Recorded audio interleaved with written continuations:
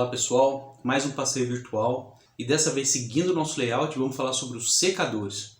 Como obter a melhor secagem reduzindo o máximo de água possível na ração sem perder a sua lucratividade.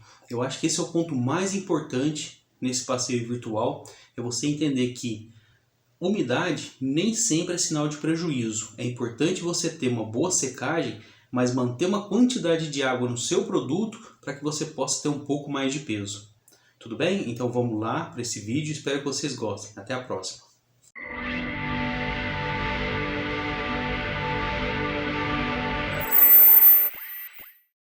Olá pessoal, estamos de volta e hoje eu vou começar com uma visão um pouco diferente. Vamos começar com uma visão superior do último equipamento que a gente viu e do próximo equipamento que a gente vai conversar, que é o secador. No último vídeo, eu esqueci de comentar com vocês a respeito do transporte pneumático.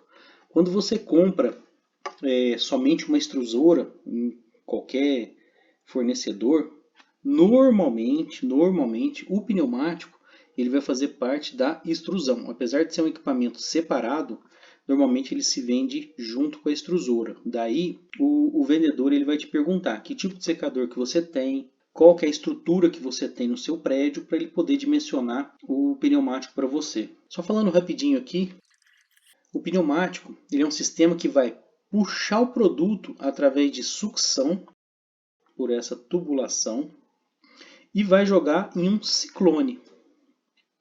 Então agora a gente vai mudar um pouco a visão.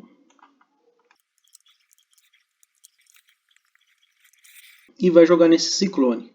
Esse ciclone ele faz a separação do ar, porque aqui a gente trabalha com um sistema de pressão negativo, que é puxado por essa ventoinha, e a ração ela vai cair no espalhador da ração.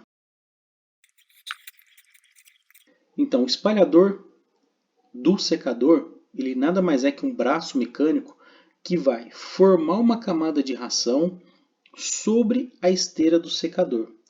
Essa camada ela é muito importante porque ela vai determinar a velocidade com que a ração vai secar, vai perder água. Se a gente faz uma camada muito alta no secador, então ela vai precisar de mais energia, mais calor ou maior ação dos ventiladores para fazer com que o ar quente passe entre essa ração para poder tirar essa umidade excessiva que vem da extrusora. Da extrusora, a ração ela tem que sair, isso é padronizado, tá gente? Em torno de 22 a 25% de umidade. E quando ela sai do secador, ela tem que sair aproximadamente com 9 a 10% de umidade. Dentro do portal R2S vai ter textos mais específicos na qual eu vou estar explicando para vocês essas classificações de umidade. Então dentro do secador a gente trabalha com algumas variáveis para a gente poder alcançar essa umidade desejada. Então entre elas o que seria? A primeira a gente já comentou, que é a altura da camada de ração que a gente está trabalhando. O outro é o controle de temperatura, que a gente vai estar controlando também. Uma temperatura mais alta a gente consegue tirar mais umidade. Uma temperatura mais baixa a gente consegue tirar menos umidade. E isso vai variar de acordo com a altura da camada que a gente está fazendo na entrada do secador. Outro ponto muito importante também que a gente tem que controlar nos secadores, e a gente tem que estar observando isso no dia a dia, é a quantidade de ar que passa. Então, em cima do secador a gente tem esses dampers que faz a saída do ar com partículas de água. Então, quanto mais aberto ele tiver, mais ar vai sair. E justamente pode sair o ar quente, que é benéfico para a gente. Quanto mais fechado que ele tiver, mais ar quente a gente vai segurar dentro do secador.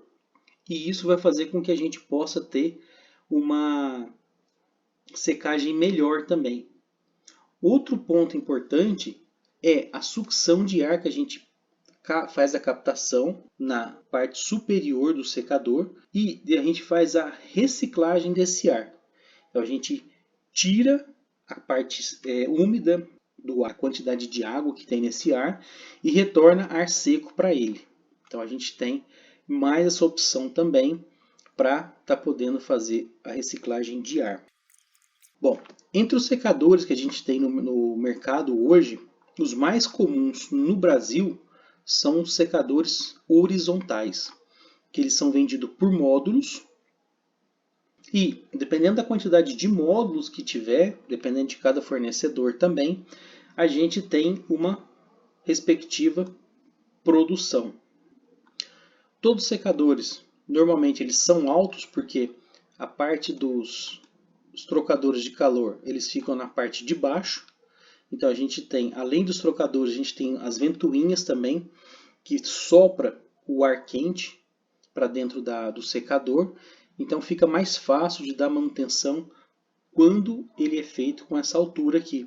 E normalmente na montagem das fábricas, depois eu posso até colocar foto para vocês também, as estações redutoras, as válvulas de controle de vapor ficam todas aqui abaixo do secador, facilitando assim a operação do processo.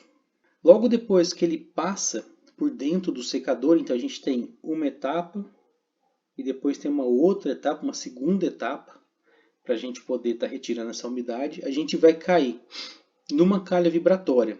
Para que serve essa calha vibratória? Quando a gente faz o processo de extrusão e depois de secagem, essas rações elas podem se aglomerar, ficar juntas, e durante o processo de secagem elas vão se soltar novamente, porque elas vão perder essa ligação por conta da falta de água, e isso pode gerar um pouco de pó durante o processamento. Então a gente começa a fazer as captações de pó nessa primeira calha vibratória, e todo o pó que ele é captado na fábrica, ele pode ser retornado lá para o processo de dosagem.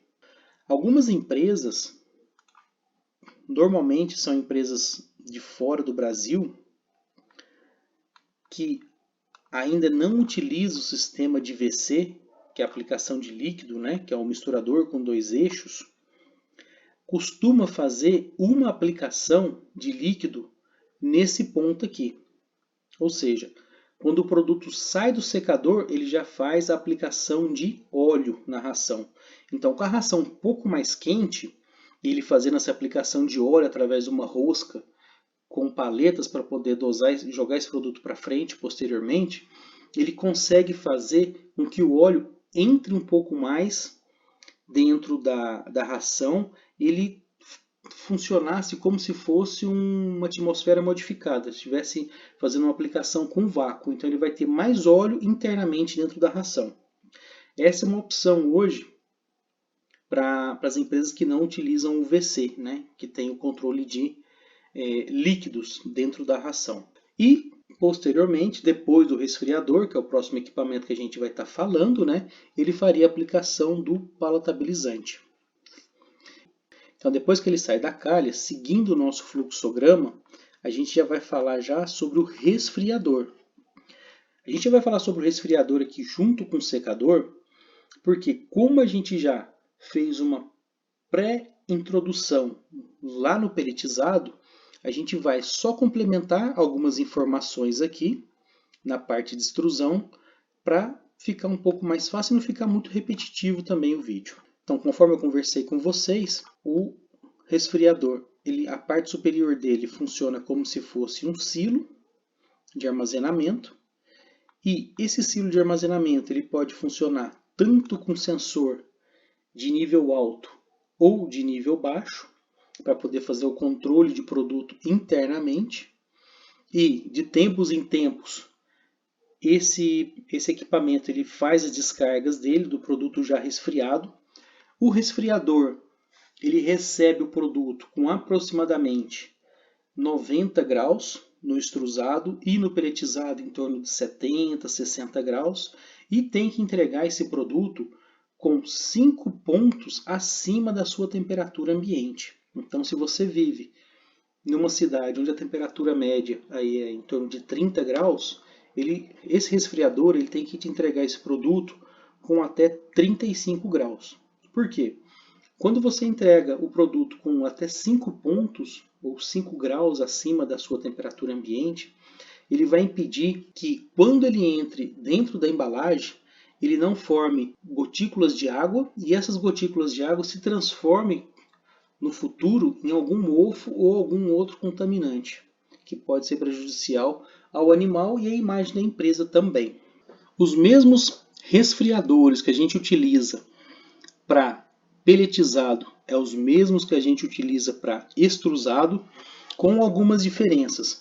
Como no extrusado a gente tem um maior volume devido à densidade da ração e uma temperatura mais alta, a gente utiliza um resfriador com uma capacidade X. Por exemplo, o resfriador para pelletizado de 2 toneladas por hora, ele tem um diâmetro de 1100.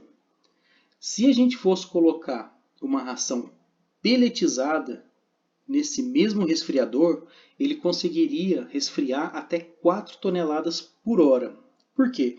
Ele tem uma temperatura menor e a densidade dele é maior, então vai caber mais produto dentro do resfriador. De forma que a gente pode controlar a automação para ele ficar mais tempo ali dentro do resfriador e ter um resfriamento mais homogêneo e eficiente. Então, lembrando, para resfriador, um resfriador com diâmetro de 1100, por exemplo, que é o caso da Ferraz, a gente consegue resfriar 2 toneladas por hora de ração extrusada e 4 a 5 toneladas por hora de ração pelletizada. Seria mais ou menos essa proporção, porque o equipamento é sempre o mesmo, não muda. Bom, da mesma forma que no pelletizado, ele tem essa parte de descarregamento e ele vai cair sobre uma calha vibratória também. Porque nesse processo, como a gente está puxando o ar ambiente e o produto está em contato com esse ar lá dentro, ele pode gerar algum fino também. Quanto mais finos a gente conseguir tirar do produto e mandar menos finos para o cliente, melhor vai ser a imagem da nossa ração. Porque a gente vai estar passando uma imagem para o cliente de ser uma fábrica que entrega o produto íntegro, um produto de primeira qualidade. Então ele sai da calha vibratória e a gente vai passar para o nosso próximo equipamento, que seria a aplicação de líquidos.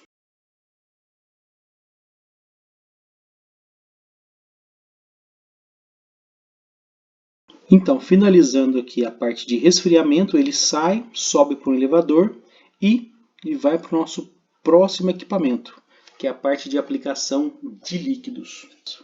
Pessoal, espero que vocês tenham gostado. Esse é um vídeo muito importante para quem quer montar uma fábrica de ração. No texto eu vou estar reaproveitando um texto que eu fiz há algum tempo atrás e estar complementando uma informação ou outra que tem de novidade no mercado. Combinado? Então, se você gostou, não se esqueça de se inscrever no nosso canal, ative o sino para receber as notificações e compartilhe o máximo que puder com seus conhecidos e amigos. Combinado? Vou ficando por aqui, pessoal, e até semana que vem.